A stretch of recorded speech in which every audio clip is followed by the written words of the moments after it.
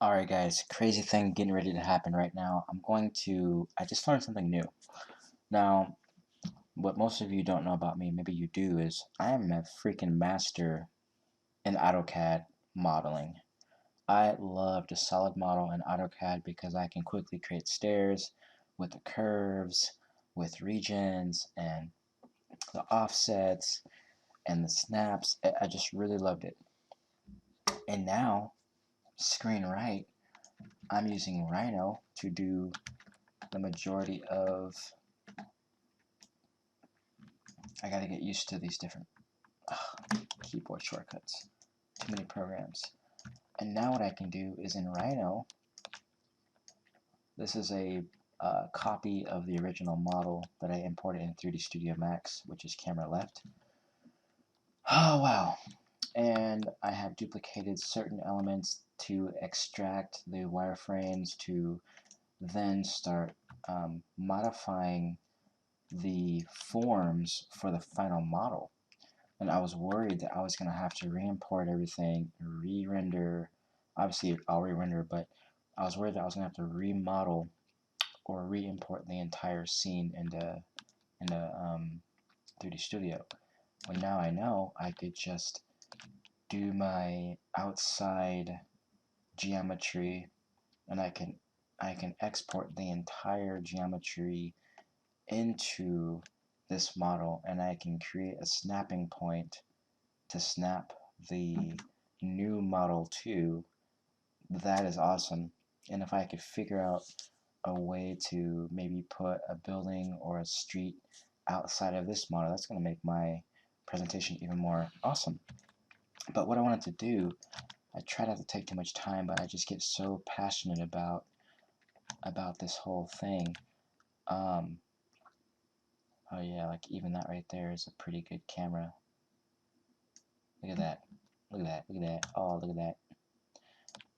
Basin 1, looking into Basin 2, the path through, little green roof there, it'd be freaking amazing. So one thing I'm going to do is screenshot here, view, capture to file. We're going to go module 7. We're going to go potential money shot, render, potential money shot 3, or actually it would be C because I already have A and B. We're just going to save that there because I like this, and I'm going to try to recreate these cameras. Anyways, the nature of this video, I've already taken this geometry here, 1, 2, and 3. I've taken this element in place. I have copied it away. I did a command called, I'll show you, extract wireframe was the command that I used. And just so you guys know, I do use a macro keyboard, and I can program this entire command, extract wireframe, to a number or a macro key. Boom, hit that key one time, and I can export the wireframe of any particular object that I touch. Very cool stuff. So I exported the wireframe, so then I could then create a new form with a height of 6 inches. This is going to be the height of my grass. I then exported that. I selected it, and I said export selection. I did it as an OBJ to go into Max. Max says okay, and I used the snap command with the letter S on the keyboard. You see it toggles there, snap toggle, and you get these different points. I did not know there was such a thing as snap toggle. I've been beating myself over the head with freaking 3D Studio Max. Now, based on the renders that I have been able to pull for myself, I freaking love motherfucking 3D Studio Max. And I love Maxwell Render. Now, Maxwell Render is my rendering engine of choice. I've been learning a little bit of mental array, but now that I know how to model in AutoCAD very specific geometry, I can take that geometry into Rhino. I can modify, I can loft spaces through points, lines, I can slice surfaces, I can extrude and modify wireframes. I've got Grasshopper, which is a generative modeling program that I can actually create algorithms to modify the surfaces and create new things. It's like, oh my god. And then to go from Rhino and the grasshoppers and all that stuff and the Maxwell renders back into freaking 3D Studio when I've already set up all these freaking cameras. You can see I've got 17 cameras. Like, no joke. Like, you click on camera, go to the properties tab. Look at this. Look at this. Look at that. Oh, look at that. You're an idiot. Oh, look at this. Seriously, that's pretty freaking cool. You can just change the, you know, the lenses and the focal length and the f-stop, and it is just an incredible experience to arrive at something like this. And this is just the tip of the iceberg, guys. Now that I've done this, now that I know that I have snaps, this is like a whole new ball game. All my projects in my portfolio, I can now render at a higher quality. I can export a higher quality plan, axionometric drawings from Illustrator. This is all came 360 in this semester.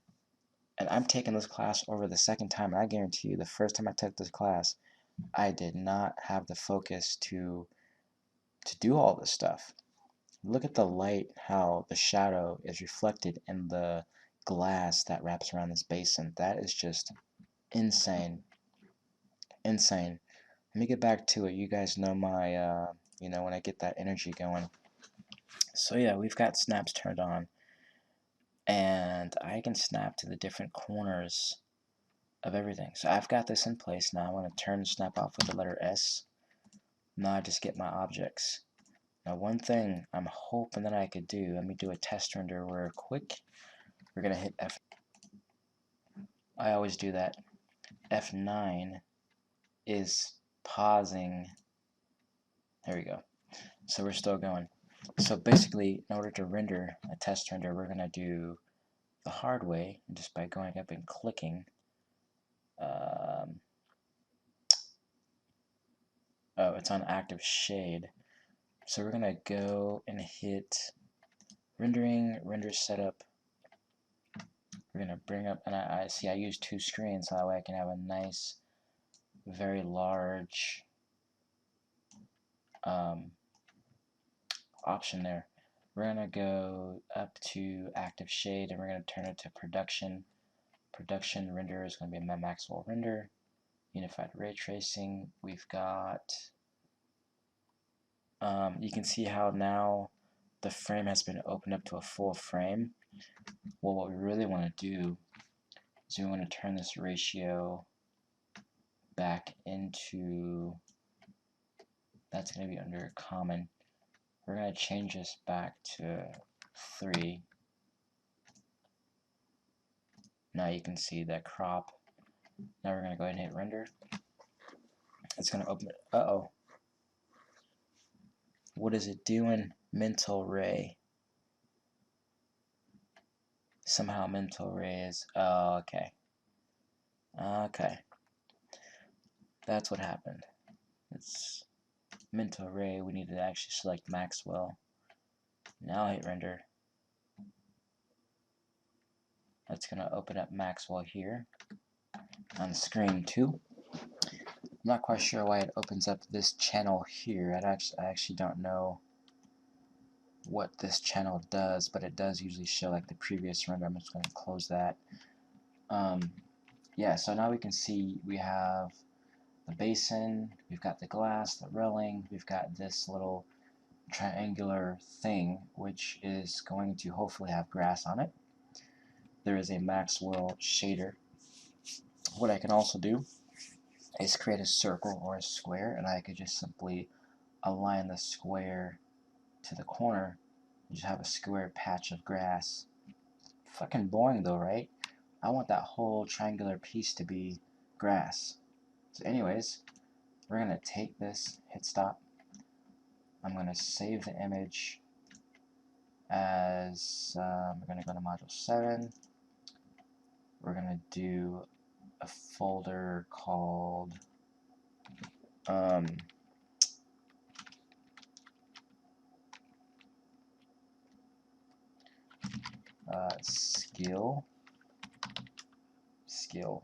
skills, no, how about modeling practice? Yeah, fine, whatever. Modeling practice. We're gonna call this one Rhino to Max. Rhino to Max snap. And as a PNG, pinabble jabble, 16-bit, doesn't matter. We'll close out of this. Now, very important, we're going to go to this object. Here you see the objects panel, modifier list. Let's try to find a modifier.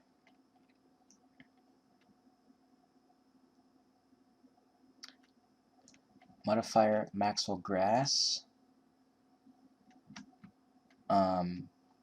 We have points, we have root width, length. This is basic, but now let's see if it worked. If it works, I'm gonna freaking scream, because what I wanted to do, guys, was to take my very complex geometry from Rhino. Wanted to take this different geometry from Rhino, be able to say, oh, this rooftop looks nice. I want to actually you know, make a green roof right on top of this thing here. Or, hey, I want to take this geometry and extract and extrude a cap that's going to end up being a light, to simulate light. Or now I can say, hey, I want to take this up here, this bridge, take the geometry, we're going to make an actual banister, make a glass banister, and we're going to put light on it. So we're going to have a person up there on this glass banister, and then I can put that back into Max, screen left, and use the snap command, which is the letter S, and you get these little corners. Oops. The letter S, you get the little corners. I think that is brilliant. Now let's render this out before I get too excited and blow my lid. So we're going to go ahead back up to the render command. And by the way, depending on when you guys see this video, I'm in the process of uploading a few videos to show. Basically, just subscribe to my channel already. Like, what are you doing? Subscribe to my channel, check me out. We're going to go up here to hit render. So you can see here the previous render.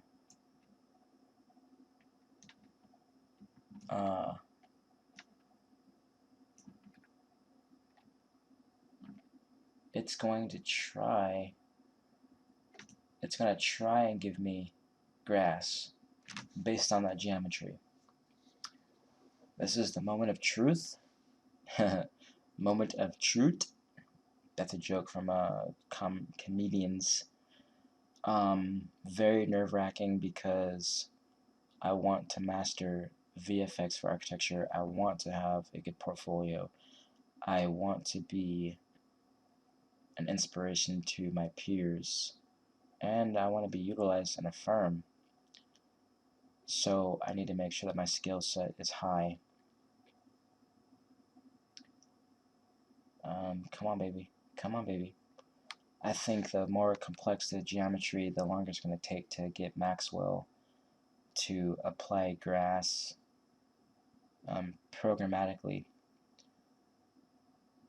And then that grass will then be rendered, and all the lighting and everything will have to be recalculated. So yeah, I'll just kind of wait here. It's going to try to render. I see green, but I can't tell if that's grass or not.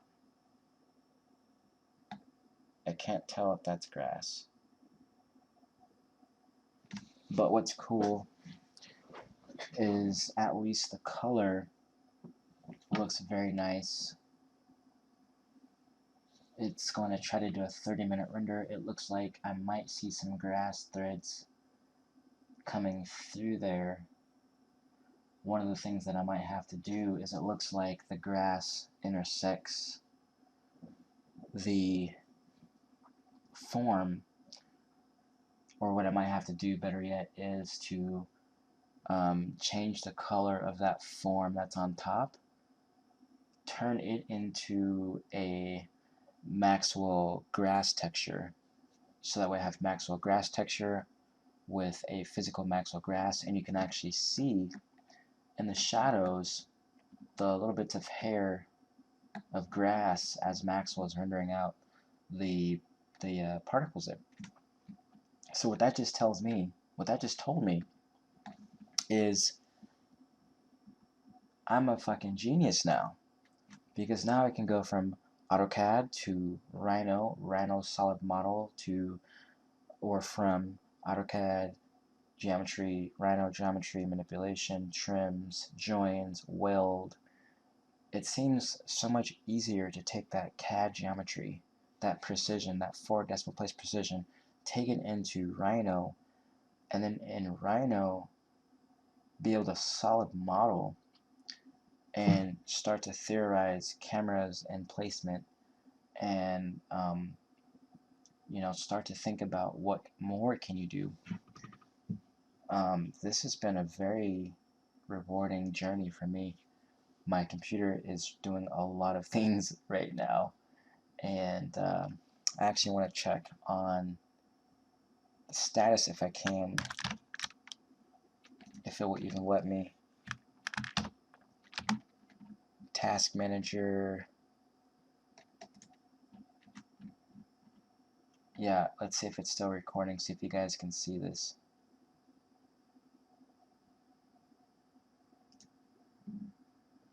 Yeah. Yeah, look at this. Look at this, look at that. Oh, look at this, look at that. So, memory, I'm using up about half my memory. CPU power, I mean, I'm rendering a video for YouTube. Let's see, where is it? I'm rendering a video to YouTube. I'm recording a video for YouTube. I got 3D Studio Max going. I've got Maxwell rendering grass. Let's look at performance here. You can see the different disks that I've got. Check out the got 4 cores, 3.3 gigahertz. Where the heck does it show? It doesn't show all 4 CPUs. Not really sure why. But as far as memory goes, I'm using about 8 gigs. Well, it looks like almost 7 gigs of memory. And I've got 9 gigs available because I've got a 16 gig system.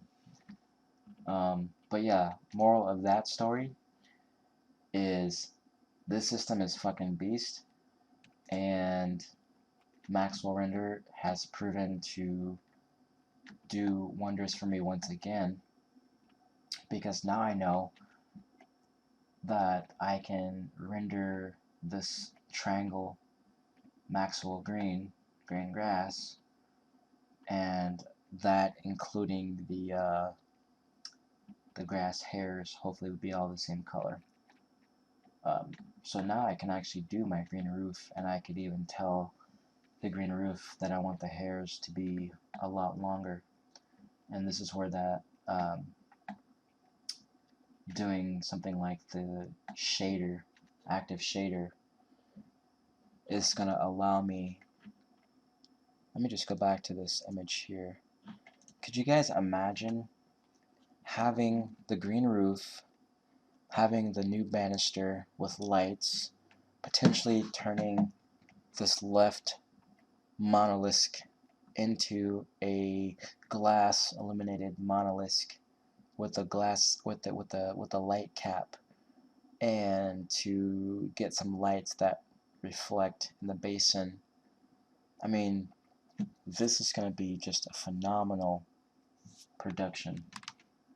And what I'm going to do is actually let Maxwell finish rendering this grass. It kind of sucks because I actually wish I would have known about this before. I could have already had green roofs on this guy. But that looks like that's going to be it for this video. Again, hope you guys have enjoyed. Please subscribe if you want to learn what it takes to be a successful architect major in terms of history and like geography. That's not my subject. Architecture is my subject. So without further ado, guys, Phil Bailey and I am going to sign out. Wow, that is insane.